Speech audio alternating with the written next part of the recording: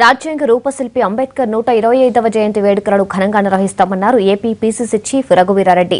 వచ్చే నెల 12న విజయవాడలో మాజీ హోంమంత్రి సుశీల్ కుమార్ షిండే చేతుల మీదుగా కార్యక్రమాన్ని ప్రారంభిస్తామన్నారు. ఏపీ అంతటా అంబేద్కర్ విగ్రహాలను ఏర్పాటు చేస్తామన్నారు ఆయన ఆశయాలను ప్రజల్లోకి తీసుకువెడతామన్నారు రఘువీరారెడ్డి. అంబేద్కర్ ఉత్సవాలను ఏడాది పాటు నిర్వహిస్తామన్నారు.